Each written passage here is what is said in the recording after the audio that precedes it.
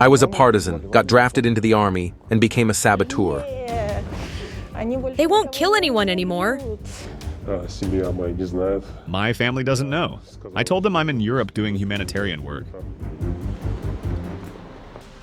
The Freedom of Russia Legion emerged in 2022 in the wake of Russia's full-scale invasion of Ukraine. Comprised of former Russian soldiers and volunteers from Russia and neighboring post-Soviet countries, this group stands against the Kremlin. Operating under the command of Ukraine's armed forces, the Legion actively participates in military operations against Russian forces. I'm originally from Moscow and lived there my whole life. When the full-scale invasion started, I was also in Moscow. I worked with children, teaching them how to use computers and sometimes math, that kind of thing. I was born near Lake Baikal, later lived in the Rostov region. My call sign is Jordan. I'm originally from the Tomsk region and recently lived in St. Petersburg. Now I'm in Ukraine defending this country. I was dissatisfied with the lack of free elections in Russia and the suppression of dissent by the state security forces. I was dissatisfied in Russia because my child was going to school and there were those talks about important things and all that nonsense. That really bothered me.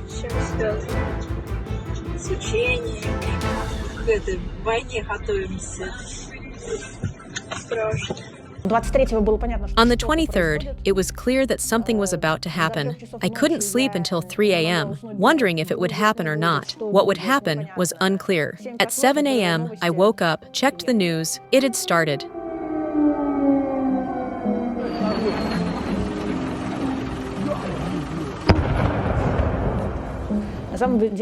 It wasn't so much scary as unbearably painful. Normally, I don't take sedatives, but my roommate looked at me and said, "Valerian won't be enough for you. Here's some Corvalol." I went outside. I needed to get to work to teach the kids. I looked around and saw people going about their business. I thought, there's a war that started. Are you okay with that? Maybe you want to do something about it? Then I realized I was the same. I was literally heading to work myself. I was very angry at my country. There was a sense of disappointment, frustration. You could even call it something like depression. I remember waking up for work the day the war started. It didn't exactly come as a surprise to me. I felt, as they say, second-hand shame for the fact that we hadn't done anything to stop it beforehand. Some people I knew were actually happy about it. First thing in the morning, I was the administrator of several local chat groups, and there, people started congratulating one another and celebrating. Some were even discussing what they'd wear to a parade, specifically the parade in Kyiv. Back in March 2022, I thought, let me try doing something in Russia first. For one, there's peaceful protest. I tried that. And, along with like-minded people I found through these protests, we'd occasionally talk about whether we should go to the Belgorod region, put something on the railway tracks, but we never made it to Belgorod for 1,000 different reasons. Once the war began, I started directly engaging in sabotage, doing various things on the railways and such. I thought, realistically, the war probably isn't being fought solely by super-skilled, powerful athletes or Olympic champions. Surely, in modern warfare, even my technical education, which I didn't complete, thanks to Putin, could come in handy. So I applied to the Legion and came here.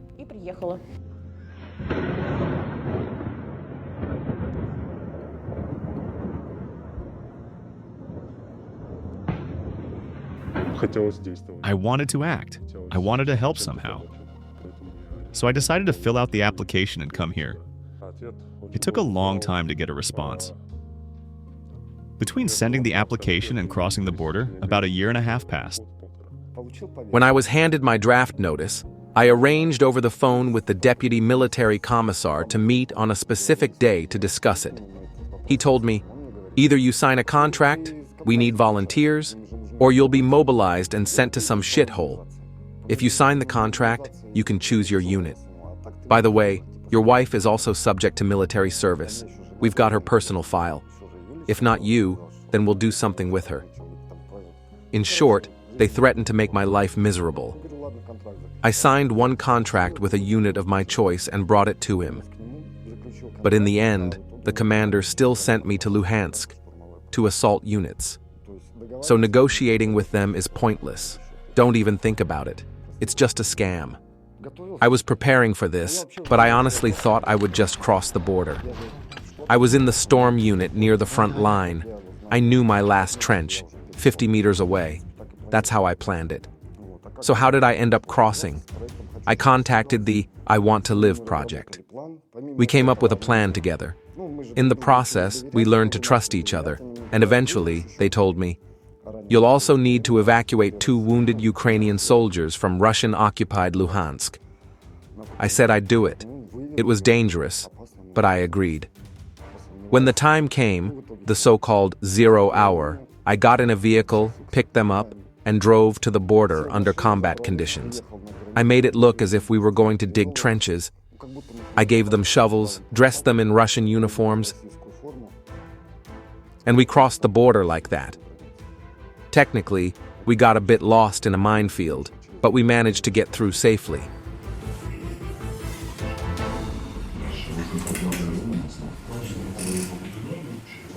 Семья моя не знает. My family doesn't know I told them I'm in Europe doing humanitarian work. I didn't tell my relatives I'm in the Legion. I just said I'm in Ukraine doing some kind of volunteering. I mean, I'm a volunteer, right? For their safety, I decided they shouldn't know exactly what I'm doing here. So as far as they know, I'm simply in Ukraine, and they're completely okay with that.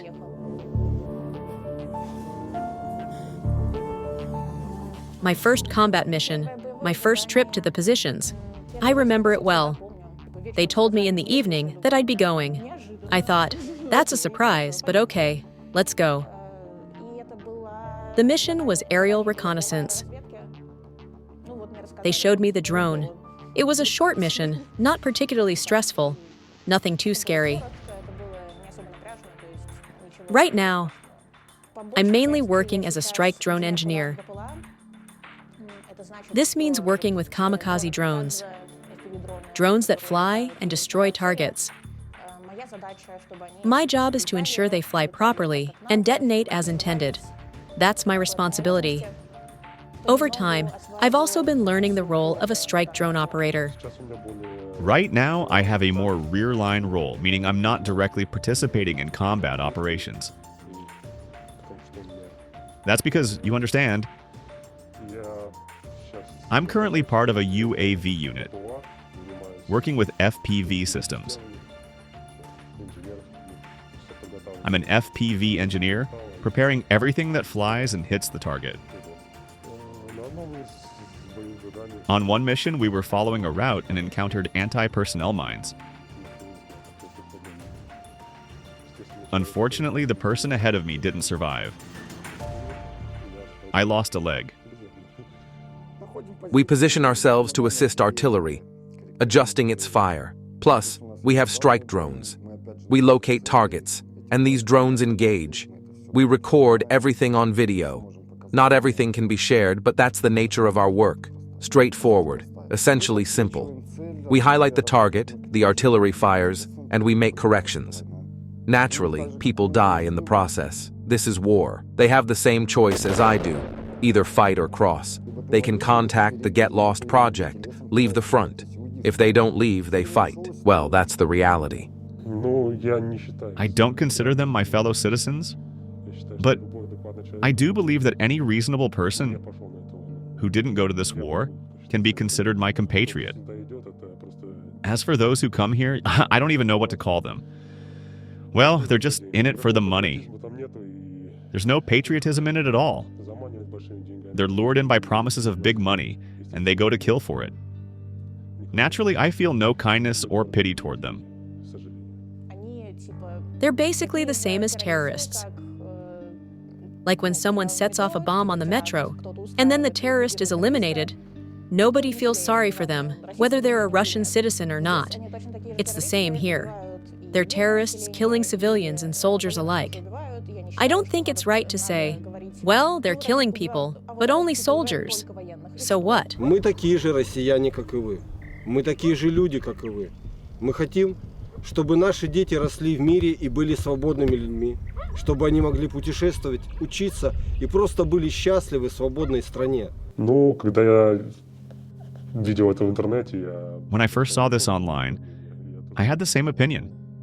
I thought it was just a way to recruit highly motivated people to their side.